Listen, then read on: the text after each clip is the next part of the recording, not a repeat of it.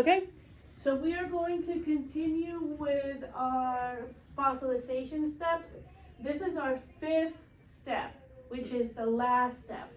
So let's take a look to see what it consists of. What are we learning and doing today? Matthew, can you help me reading that for me? Today we'll work to become Effective. effective, learn, and read more about how fossils are formed. So basically, how fossils are formed is our steps of fossilization. We just want to understand what steps do fossils go, and not all animals have this happens. Like there was in the book, some of them they just decayed, disappeared, and we didn't know anything about them. But the ones that stayed, the ones that became a fossil, because they were covered, remember, by the mud or the sand or grass or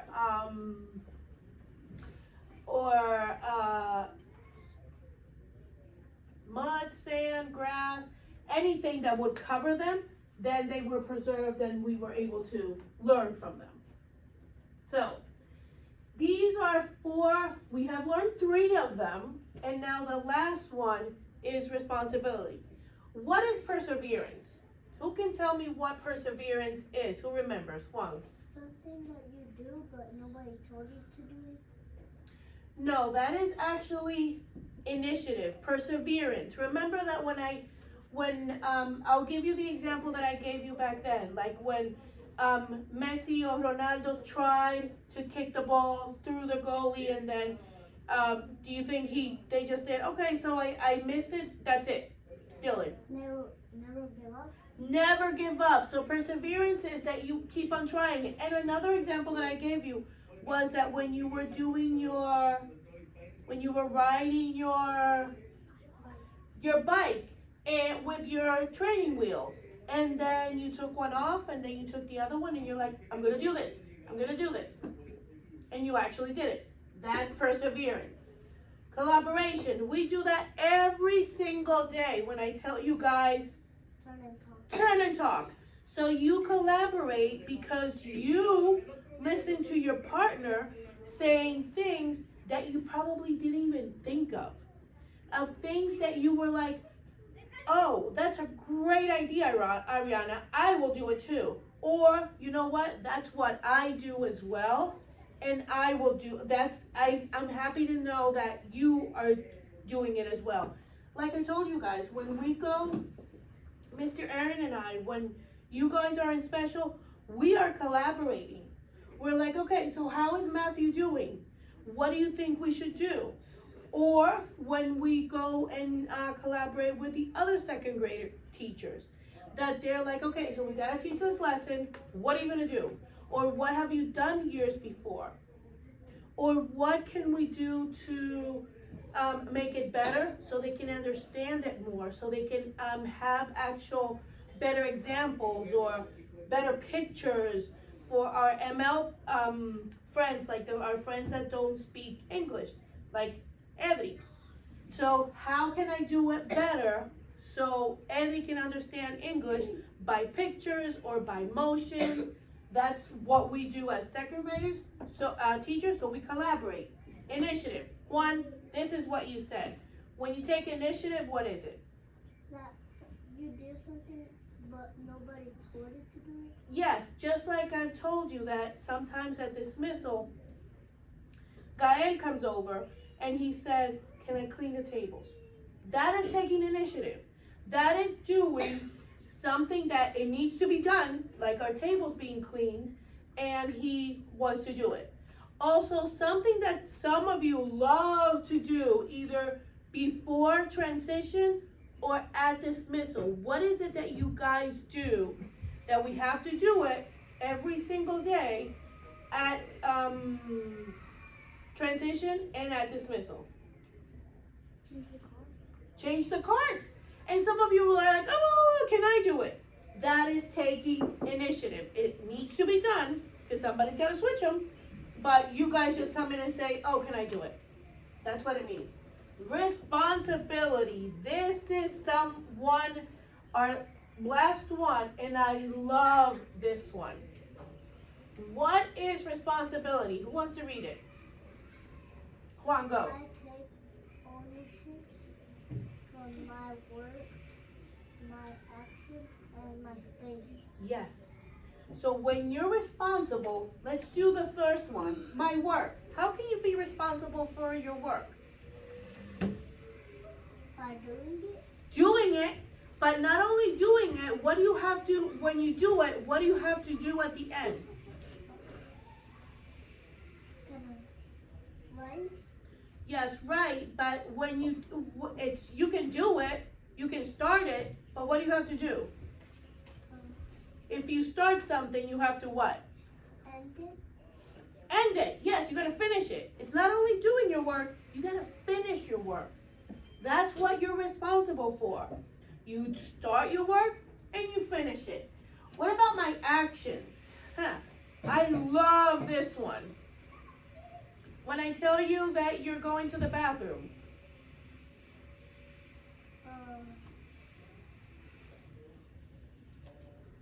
you have to behave in the bathroom. That is your actions. That is you. Because remember, action is a verb. It's something that you do. Like when you are at your tables, your actions. Don't bother anybody else. And that goes with your space as well. Actions in space. Keep your hands, your feet, and any objects to yourself. And lunch. At lunch as well. In the bathroom, at lunch, at recess, on your table, at the carpet. Did I tell you, don't play with your markers when we're on the carpet?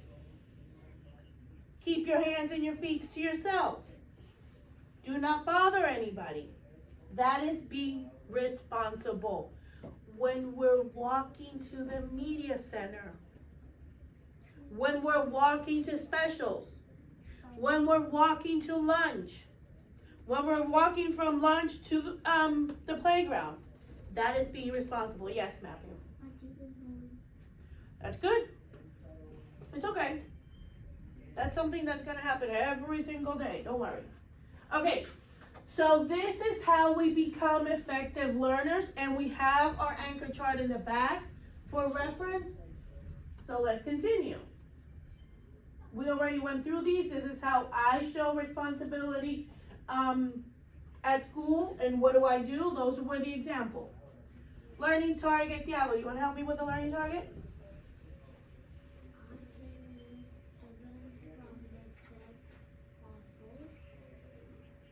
To answer questions about fossilization. Yes. So one of our learning targets, we have two today. It's I can use evidence. What did we say that evidence was? Proof.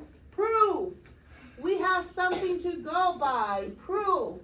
From the text Fossils, which is the book that we've been reading about fossils, that gives us the steps for fossilization to answer questions about fossilization. So basically, we're going to use the proof that the book has. Remember, proof is that it's already, Matthew, don't touch it because it can, then just let it take its natural course. I know it's bothersome and you want to poke it with your tongue, but you'll be fine. Proof that we have that somebody actually had it in their hands. This is what happened. So if I can tell you, oh, I have a book. Where's the book? Here it is. This is proof. I can touch it. I can see it. Somebody had it. Somebody wrote about it. So that's what we're going to be doing today. And this is our book, Fossils.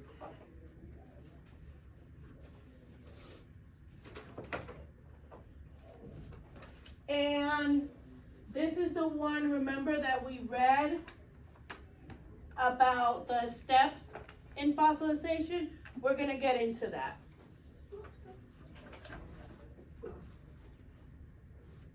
So, surface. Who knows what surface is? Because surface is part of the steps for fossilization. So surface, it's the top of the top of anything. Because I can tell you, oh, go and put your paper on the surface of the table. It's the top of the table. So in this case, what we're looking for in fossilization is the top of the soil, of the ground, of the grass, or the top of the rock, or the top layer of the rock. That's the surface. So that is our fifth step of fossilization. The outside of something. What are some ways that Earth changes over time? That is what we're going to be doing. Now, I'm going to put, this is our fossilization steps. And we have 1, 2, 3, 4, and 5. Now, it says dyed in sand covered with a thin layer of sand.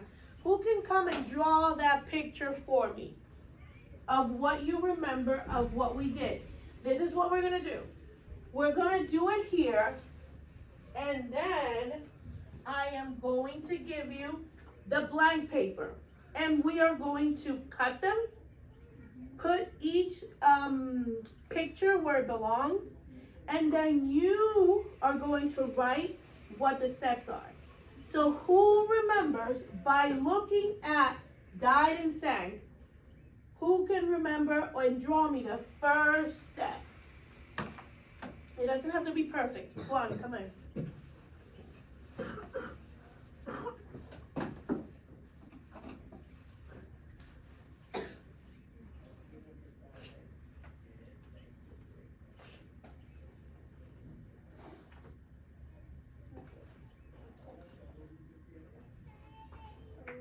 The fish, and what happened to the fish here?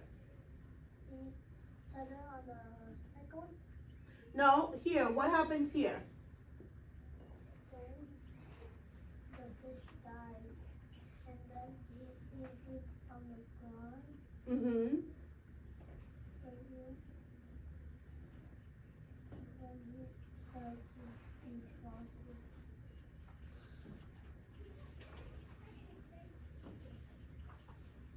So I'm going to show you how I draw a fish that I've been drawing this fish, I think, since I was a little girl. It's the easiest thing. So look at this. This is a nice drawing, but I'm going to show you how I do it because it's so, you go like this. Ta-da! Look at that. Isn't that a cute fish? And it's so easy. So it's like half a curve, the eyes, and then the tail. That's it. So, but yes, Juan, very good job. Thank you. So, step 2. He drew this one. Who can draw step 2 for me? Matthew, go. What does it say that happens in step 2? Cover it with mud and sand. Soft parts. Parts decay. What did we say that decayed was? This Huh? here, podrido. Podrido. What is podrido? Decay. So podrido, decay, it's the same thing. The only thing is instead of, like we saw the example, what was the example of decay that we saw? That it was like a good one and then it started going bad. Yes, an apple. So, but in this case, it's a fish. So anything can decay that it's alive. So an animal decays, a fruit, a vegetable decays. Very good. Very good. So it says covered with mud and sand. This one is covered here. You get the picture of what we're going to be doing. So you're going to get all the pictures. You're going to cut them. And then you're going to put them in order. This is what we're going to be doing as a group. I am going to be helping the ones that need more help, and then you guys are going to be working on with every step. So this one says covered many layers. Basically, this is the bottom of the sea, And then here is the fish. And then it's covered. Many layers. It's 1, 2, 3. It's layer after layer after layer after layer. And this is what it looks like. And which step that I told you that this was going to be the easiest one because it had what? The layer is take down. It had the arrows down because of what? The sand and mud and the ground. The pressure. Remember that if you put something one on top of the other, so, no, let me see. Sophia, lay down. Come here, lay down. Face down. Vamos, ven.